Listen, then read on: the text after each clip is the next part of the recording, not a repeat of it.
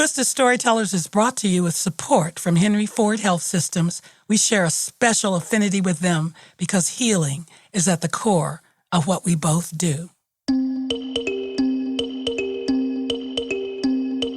From WDET, you're listening to Twisted Storytellers. I am your curator and host, Satori Shakur. On today's episode of Twisted Storytellers, Vanessa Boyd. Vanessa came to me, and she came to me with this wonderful piece of poetry. And I said, Vanessa, I love poetry. I said, but this is storytelling. It's a distinctly different art form. And we're trying to promote this art form of storytelling. So do you have any stories you'd like to tell? And she paused, and she began to tell me this story that you're going to hear. And she could barely get through it. Now, there are some very disturbing, but there are very important details about sexual violence in this story. So this is probably not an episode that you want young children to listen to. Okay, so you've been warned. Hi, my name is Vanessa Boyd, and I'm a boiler room girl. My official title is High Pressure Boiler Operator. Vanessa's dad worked in boiler rooms, and so did her grandfather. But neither one of them could get their license because of their race. So when I got mine, I validated my dad and my granddad, and I was so proud of that, so proud.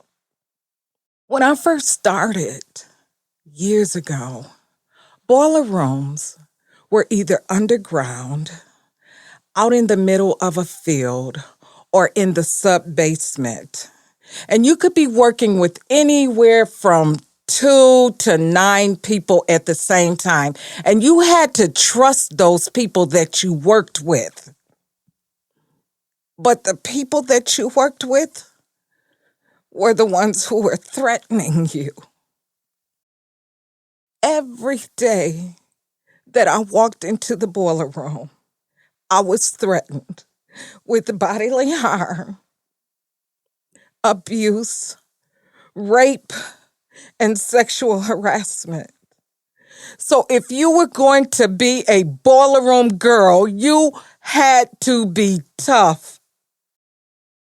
So listen, let me tell you what my mom said. Vanessa, if they raise a hand at you, make them pull back a nub.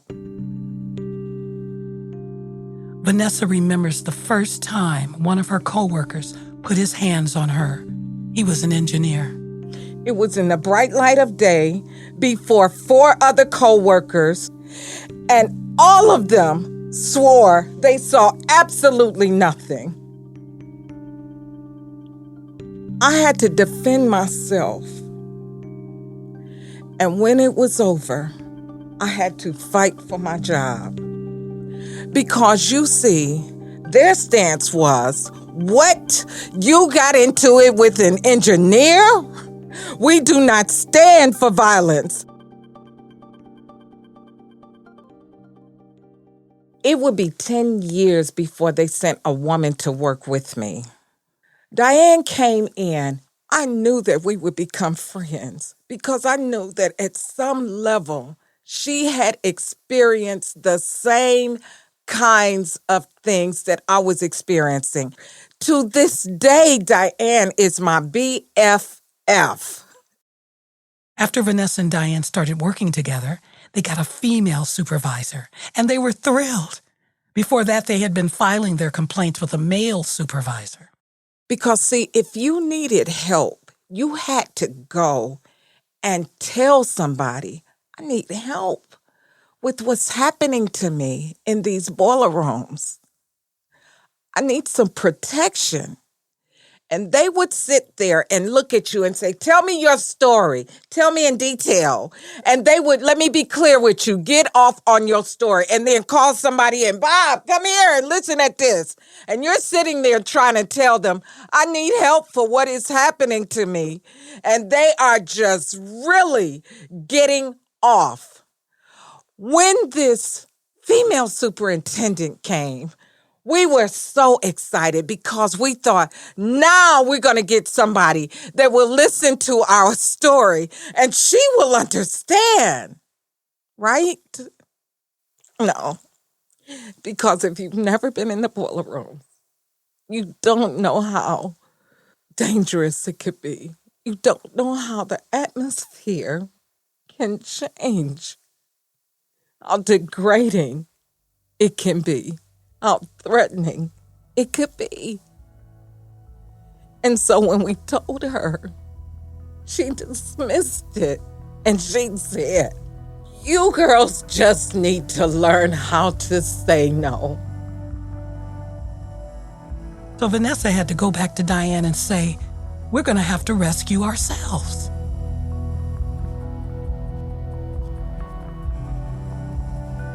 After the break, Vanessa fights tooth and nail for a sexual harassment policy.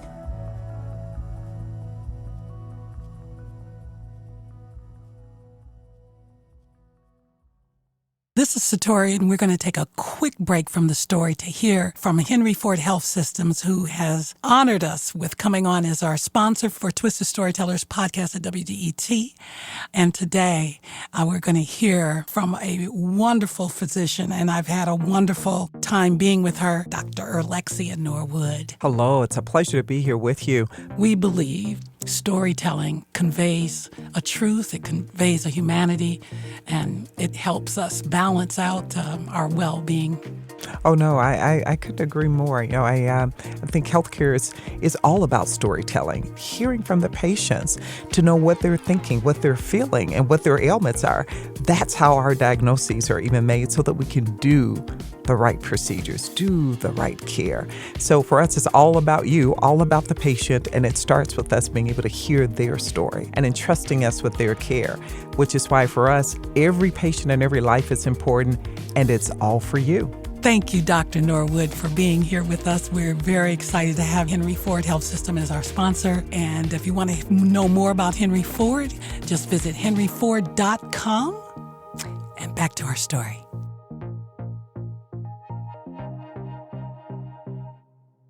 As a boiler room operator with Detroit Public Schools, Vanessa Boyd would get placed at various schools. Well, when I started fighting for the harassment policy, what would happen is I would come into work and they say, "Oh, you transferred, you're going over to such and such school." I could not go anywhere without security escorting me because I was such a troublemaker. And I couldn't quit. I couldn't quit. We had to have that policy. So Vanessa started to organize. She stood in front of the school board's headquarters and handed out flyers, telling anyone who'd listen that she and her female boiler room operators were being sexually harassed and assaulted at work. I got my nieces and nephews together, and they were really, really young, and they did not understand all that was going on. But they said, "Okay, Auntie Vanessa, we'll go with you, and we'll put out flyers with you." We went on Woodward and Warren, and we stood there, and we put out flyers all over the place. At the next Board of Education meeting, Vanessa says she showed up with her female colleagues to tell their stories. About a month later, back working at the school, the principal called Vanessa into her office. And I'm thinking, "Oh my God, I gotta start packing again." She pulls me into her office and say, "Have a seat, Miss Boyd." She says, "Miss Boyd, I've never been so proud of a woman in my life." And she hands me the policy. And I had never been so proud of myself at that moment. But when we got that policy, I originally thought of it for us boiler room girls, but it affected every single female and male in the Board of Education, whether they were employees or students. We got a policy that covered us all. The sexual harassment policy for the Board of Education. I felt different. I felt Rosa Parkish. So when you went back to work the next day after the policy was in place, what was the climate? You had to ask, didn't you? You know that story goes a longer way, right? I got threatened. I got threatened to the degree that I was working at Kettering High School, and under mostly all of the school buildings is a tunnel that, just like under this city, we have tunnels where our equipment is and stuff like that, wires and steam and stuff. Well, ours had a dirt floor. And one of the guys that I worked with stayed over all through the night, and I relieved him that morning. And he had dug a grave and left a shovel standing in it. Yeah. Waited for me to walk in. And I was like, okay, what's going on? He just kind of had that little funny action. He said, you got to go down there and start up the fans. And the moment I opened the door to the tunnel, I see this grave and shovel standing there. Vanessa remembers being speechless.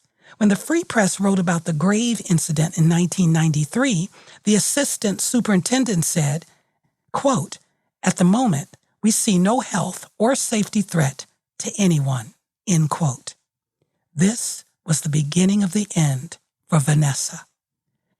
Even though she had just played a major role in getting the sexual harassment policy adopted, she says the harassment didn't stop, and she reached a breaking point. She left her job as a boiler room operator with Detroit Public Schools. She sued the district for sexual harassment, but she lost the case. She felt beaten down, unheard, and exhausted. She didn't think she'd ever return to the boiler room. But this work is in her blood.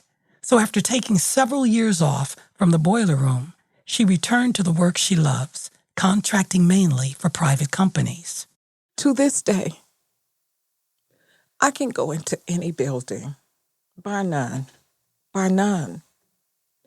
start up your equipment, train your people, get your building compliant. You need heat, I can do that. You need air, I can do that. You need repairs, I can do that. I can stand here, head high, feet flat to the ground, and declare to you today, I am a boiler room girl.